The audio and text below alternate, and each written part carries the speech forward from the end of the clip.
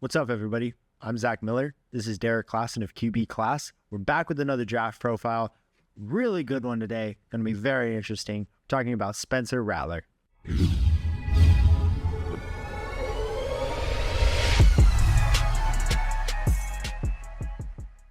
All right, Derrik.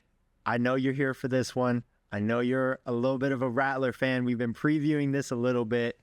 Give me kind of an intro to Spencer Rattler. What is he like as a quarterback? Give me some quick notes here. Yeah, I'm seemingly part of the Rat Pack, as I've seen called on the draft Twitter sphere a little bit. But yeah, Rattler. So to me, and I've tweeted something like this. I said it in the audio show. My guiding principles for quarterback play are like, are you tough in the pocket? Can you manage the pocket? All that other stuff. Can you throw with bodies around you? And then do you just simply have like S tier arm talent? Listen, man. Rattler checks both boxes with flying colors. I think those are his two best traits, where he's just got every club in the bag in terms of arm talent, and then just the way that he manages the pocket, sound base, keeps his eyes up. Really a guy who's looking to make aggressive NFL style throws from crumbling pockets. Those two traits to me make it easy to buy into. There's some other stuff that is frustrating with him. Sometimes he plays a little bit too much dip on his chip. Sometimes he kind of rebels against the construct of the offense a little bit, especially late in games. He has some of those issues, but I don't know. I think those two traits I mentioned at the top, very easy for me to buy in. Yeah, arm talent, maybe the third best in this class. I think rivals Drake May. Again, you got that S tier arm talent, pocket management, all that stuff you see at South Carolina. Let's pop open his charting profile here, because I think heat maps are what we do best on these quarterback stuff. Gives you a really good look at what they do well, gives you a look at what they were asked to do in their offense.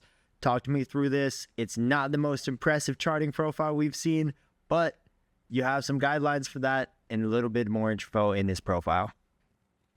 Yeah, when you look at it at first, it's not great. 66.1% total adjusted accuracy is just barely the worst in the class behind Michael Penix. And then even if you look at the heat map, there's really only that one touch of green, which I'll hit on in a little bit. But you've got a couple areas of red, especially down the field. He was not nearly as accurate as you would think for somebody with his arm talent. Granted, I think a lot of that is born out of necessity of just kind of having to throw down the field when you're constantly behind in a lot of these games. And to other than Xavier Legette, receivers who are just not very good, truthfully, like they were just not able to separate consistently from SEC defenders. So it's a little bit of a concerning profile in that sense. However, I think his accuracy is better than these numbers suggest. I think there were a lot of compounding factors as to why a lot of this was. First of all, almost a third of his dropbacks were pressured. It's just hard to be accurate, one, when that many of your passes are pressured, but then two, when that many of your attempts are that pressured, like you're just gonna kind of feel it always. Like, you know what I mean? Like there's almost like I don't know, you just get like bullet scarred just from having to play in that environment that consistently. And then the other thing is, I think in this South Carolina offense, he was having to make like real deal NFL windows with NFL timing in a way that most of these other quarterbacks really weren't. Like JJ McCarthy is maybe the exception with the way that Michigan ran their offense, but even that, they asked a lot less of him in terms of volume. And he was also just on a much better team, much better environment. So a lot of this sounds like cope, but I think there really were like compounding factors as to why Rattler's profile was not as sexy. However, the thing I do want to say about the heat map, I'm always a guy that believes like you have to be able to throw middle of the field intermediate. Like that is the money zone in the NFL. Like there are ways to kind of scheme and BS around some of the other stuff. But I think unless you just live in like the, 2018 Jared Goff, Sean McVay bubble, it's really hard to throw the middle of the field intermediate. But Rattler, I think, does it really consistently. You see here 78.9% success rate. He is very willing and very capable of making those throws. That to me is like the silver lining in this otherwise not so sexy heat map. And speaking to like, if you're not familiar with college football or not really in tune with these quarterbacks, when we're talking about South Carolina's offensive line being bad, it was bad. They had 10 different offensive line configurations in 12 games. That's not usually indicative of like a successful offensive line here. 100%. Like the fact that he could at least be okay in the 1 to 10 yard stuff with how bad some of that situation was is totally fine to me. I think the stuff with 11 to 20 outside the numbers is perfectly on point just in terms of some of his hero ball stuff. I do think a lot of his like most stubborn moments are just like, I'll just rip a back shoulder to Xavier Leggett, see what happens. And it's like, I get it, but at the same time, like it would be nice if you would just like play within the offense a little bit more. Because when he does just play within the offense and play with timing and all that stuff, he does look good. It's just I think there are kind of times where he rebels against it. Part of that is probably just you're outgunned a lot on this South Carolina team. Like they were not very good compared to a lot of their SEC opponents. But I think in the NFL, that's something he's going to have to learn and mature with for sure. Let's pull up this first film clip. We have a lot to talk about with Spencer Rattler, so we kind of got to get going on it. What are we looking at here? You brought this one up. This is against Georgia. Like we said, he's in the SEC. You see a lot of these talented teams. It's not just cakewalk defenses he's facing here. Yeah, this clip to me, this was the one when I went back and started charting Rattler where I was like, oh, I'm going to really like this guy. You know, like this was the one where I was like, oh no, I could feel myself falling for it. This to me, more than anything, really displays Rattler's ability, his arm talent. The fact that he can throw this ball, I mean, he's getting smashed. He's obviously unable to move into this throw at all. Like, look where he is. He's being forced to throw off of his back foot here.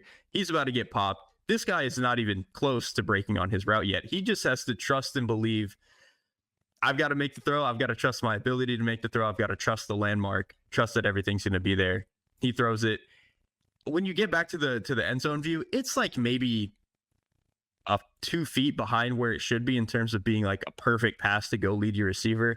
But this to me, man, like if you're hitting this guy where he's still uncontested, has a shot at the ball like this, even if he has to, stop, it's a little bit on his back hip, whatever, that's an unbelievable throw given the pocket, given the circumstances. And like, that is like, you have to do that every week in the NFL. And the fact that he was already able to do it against what is like an approximation of an NFL defense at Georgia, I think is really impressive to me. Yeah, by far, I've done this not charting, but quarterback evaluation less than you, but by far my favorite part of his game was just his self-confidence. At no point in time at South Carolina did I ever feel like he was wavering on his ability to make these throws. And that is such an important trait as a quarterback at every level of the game. If you do not have self-confidence, you're not going to succeed. I feel like we see a lot of draft prospects get to the NFL, start to like question themselves. If you're in a bad offense, a bad situation, you can lose that self-confidence really quickly. We saw that. He changed from Oklahoma to a good offense in a good situation to South Carolina where it's not so good. No point in time did he waver. He is making these type of attempts at throws and these types of throws all across his game. You see that from 2020 all the way to 23. No part of that changed. All right, so this is another clip of Rattler's kind of toughness in the pocket. This one, he's not actually getting hit. Doesn't necessarily have to throw off of his back foot or anything. But I think you see what I've been talking about in the audio show earlier in this show, where he is just so tough in the pocket, able to keep his eyes up, able to move, not really be fazed by what's going on around him. You're going to get like an inbreaker to the top of the screen, but Rattler's an empty protection, so he's not going to have like a whole lot of extra help like from any back protection or anything like that. So like he's got to know that things are going to happen fast here. He opens to his left, the dropper off the line of scrimmage jumps right into this little like stick route kind of area. So he's going to have to immediately move his eyes back and want to throw like this inbreaker over here. As this was happening, he saw a color flash in front of his face where this rusher is going to be free and going to hit him. Doesn't even care. He acts like this guy is not even there. And that to me it can get you into some trouble. It can be the, Jets Geno Smith thing where he's just getting hit all the time and doesn't realize he's getting hit. You can also be Seahawks Geno Smith, where you learn how to wield that as a power to your own, to help you. This, I mean, I don't know, man. To make that throw where color is flashing and you're going to get hit, keeps a firm base under him, never wavers in the throw he's trying to make, absolutely just rips this one. Like that to me, again, this is what it looks like in the NFL. When you watch a lot of the other quarterbacks in this class, whether it's like Bo Nix, even to a degree like Caleb, like just the way the offense works, this isn't a knock on Caleb, but just the way the USC offense works, you don't get to see a lot of stuff like this. With Rattler, stuff like this is all over his tape, where he is making real NFL throws from real NFL pockets. It's hard for me not to buy it. All right, we're talking about some short game here with this clip. Up against Clemson, you've got man-to-man coverage here. They're clearly going to bring some pressure. You got 5 men on the line, and most likely they're coming straight on, man-to-man. What are we seeing here with? Yeah, so in terms of like processing and stuff, I don't think you need to see a whole lot, pre-snap. I think it's pretty simple. Like they are just lined up like they want to play jam man coverage, totally fine, 5 across the board. Maybe one of these stand-up players ends up dropping out. Like that could be a thought in his mind. And that's probably the only real thing on his checklist, especially because from this side, they're going to be running a slant from the slot. That's what he's going to end up throwing. So really the only thing that he needs to be cognizant of pre-snap is like, okay, is this guy going to fall off the snap? And then post-snap, is this safety going to get in the way? As soon as he takes the snap, he peeks over. This guy does not fall off. He is immediately rushing. Okay, so Spencer knows, okay, underneath, this slant route is completely open. And then he's going to, it's kind of hard to see on this clip, but you can see him kind of go peek to safety and see what's up. Is this guy immediately crashing to come and hit this? Nope, dude is flat-footed. Rattler knows immediately, okay, go rip it. Puts a really good ball in front of his receiver. It's like hip height, so maybe you ideally want it chest height, whatever, but this should be a catchable ball. Like it is a catchable ball and it should be caught. I think just what stands out to me is just to be an empty, to operate this quickly, this confidently, go through the checklist with all his eyes and like play with such good timing, such good ball placement. When you play from empty in the NFL, things have to happen that fast. They have to be that precise. They have to be this clean. And I think Rattler showed that at South Carolina and particularly in this clip. Yeah, we talked last week about Michael Penix, and then we've talked before about Bo Nix. These guys all get tend to group in the same like area of like, these are our tier 2 quarterbacks off that. And we also talked on the auto show a lot about Rattler is the most like good bet to become a plus average NFL starter of that group. And it's because things like this. It's because things like he has shown that he is running pro style offense. Penix plays an older style of offense. He is kind of the gun down the field, cannon, nothing less, or run the ball type quarterback. And then Bo Nix is running the offense at Oregon, where it's just kind of a lot of screens, a lot of short game stuff, pop gun things. That's not what you see with Rattler. A lot of his profile is this NFL ready, the quick game stuff, over the middle. He's good at that. He can read the defense. He's really good at reading pressure too, probably because he's doing it 30% of the time. He doesn't really have much of a choice. But you see it a lot on Rattler's profile. Like it's NFL caliber stuff. What he does good is against NFL caliber stuff and really good defenses. And what he does bad is NFL caliber mistakes against NFL caliber defenses. So it's really great film to be evaluating. I think that's a great point where like when Rattler messes up or when he does something good, it is so easy compared to the other prospects to like immediately imagine what that would actually look like in the NFL. When like Bo Nix or like even Jaden Daniels, like when they mess up or do something great, a lot of times it's just like, like how would this really look in the NFL? I think with Rattler, there's almost no like questions about it. So I've talked a lot about how I've really admired Spencer Rattler's confidence, his ability to make throws from NFL pockets into NFL windows, all that jazz. There is a part of him that is a little bit too confident, a little overzealous about what he is capable of, almost to the degree of stubbornness. And I think on one hand, this is something that you can coach out of a player. At the same time, he is probably always going to have this in him where 1 or 2 times a game, he's going to make a throw that I think even he knows is a bad decision and just doesn't really care. So what you're going to get on this play, bottom of the screen, this tight end here is going to run straight up the seam. This safety is going to poach the middle of the field the entire way. Rattler's going to look at him. He knows that that's what's happening. And Rattler's just going to stare down and say, you know what? I can beat it. And he's wrong. He is wrong for thinking that. Like he gets to here. Rattler knows that this safety is here. Like he's peaked him at this point. And he knows that this guy's playing over the top. And because this defender knows that he has help inside, it's a lot easier for him to just like take the outside and like squeeze it. And like you're trying to squeeze it back to the middle of the field. So they're almost like vicing this route. Rattler knows this and he just goes, I can throw it anyway.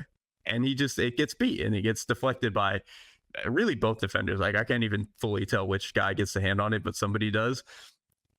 On one hand, again, you kind of appreciate his aggressiveness. At the same time, it's like, you know better than this, man. Like, what are we doing? You're a fourth, fifth year player. Like, you should not be trying to make these kinds of throws.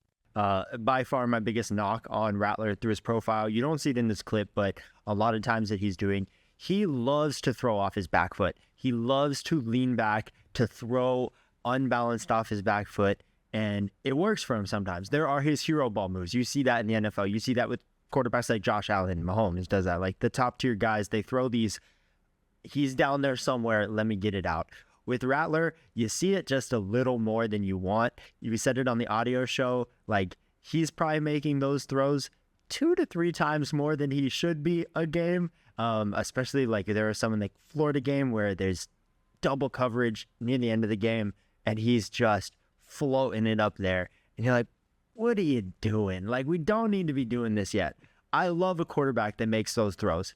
I love a quarterback that makes those throws once or twice a game, maybe. Not to the degree that Rattler does.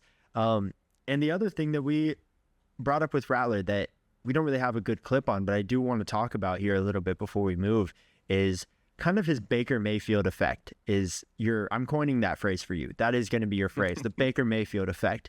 And it's that there are times he thinks he's a better athlete than he is. He is a good scrambler in college, but there are a lot of times where he's doing the horizontal out of the pocket running, where he's getting caught by a DN, caught by a linebacker, that he just might think he's a little faster than he actually is. Yes, 100%. Like Baker Mayfield is just, I swear, every time Baker just bails the pocket to his right, it's like, he's going to get run down. Like that's just, it's how it goes. When he is able to get past the line of scrimmage and scramble a little bit, Rattler and even Mayfield, like, okay, they can move a little bit. They can run in a straight line, make guys miss. But it's that, like you said, that horizontal speed where you're, not just running in a straight line like a 40 or whatever, that Rattler just doesn't really have. And I think that's a little bit concerning. Like you see, it's so different from watching, because I actually think Rattler and Caleb play very, very similarly in a lot of ways, which is, it's funny that they were both Lincoln quarterbacks at Oklahoma.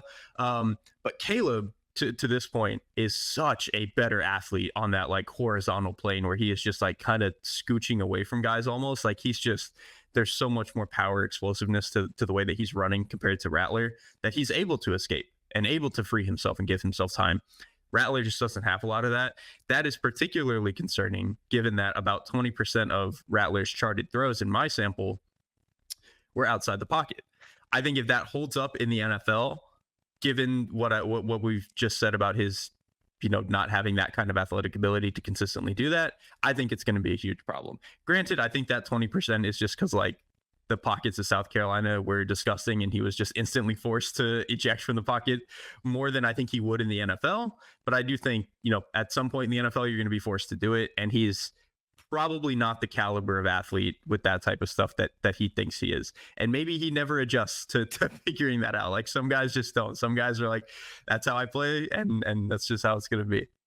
Closing out the show here, give me your draft grade capital on him, and then your favorite spot for him to go in the draft. Yeah, he is like a mid to high 3rd round grade to me. Part of that is baking in the like we just don't know with the off-field stuff. I think if I was purely grading him based on tape, he would be closer to like a top 50 player, just because, again, my guidelines are arm talent and pocket management, and he's really, really good at that stuff, even if he has some other questions. So it's just easy for me to buy in on him from that sense. I think in terms of where I would want to see him, the absolute ideal, most perfect spot is the Los Angeles Rams, sitting behind Matthew Stafford for, I don't know, 2 years, however long his body is going to hold up. But I just think Sean McVay's offense, the way that they've catered it to Matthew Stafford, is pretty perfect for the way that I think Rattler is going to want to and need to play in the NFL. The other one is I kind of want to see what would happen in Denver, just because I think the potential of him and Sean Payton could either be, sometimes two guys who are very strong-headed like that. It can either like they fuel each other or they just completely blow up. Either way, I want to see it just to see what happens. But I actually do think there is a world where, like, if things do work out for Rattler in Denver in that Sean Payton offense, it could look a lot like it did early in New Orleans when Breeze actually still had an arm and he could throw the hell out of the ball down the seam and stuff like that. Like, I think you could get some approximation of that, which is obviously very different from what Denver had with Russell Wilson. That's like tempting yourself by putting like 2 nuclear chemicals in the same room. Yes. Like, yes. It's either going to be really good or it's just going to blow up. Or we're all going to die. All right. Well, dude, I love this show. It's been great. If you want to check out any of the other quarterback stuff we have on here, we have them all down the YouTube profile. You can go to the site. Derrik's got written profiles on all these guys. We have audio shows on all these guys. Get yourself ready for the NFL draft. Get yourself ready for your rookie drafts. If you're in a Superflex league, regular league, get ready for it, man. We have full write-ups on all these guys, full audio on all these guys. If you're not already subscribed to the YouTube channel, make sure you get subscribed. If you're not subscribed to the website, thanks for being here anyway. Go check it out. We've got some really cool stuff going on. It's only going to be better, adding more content throughout the year. Until then, we'll see you guys next week.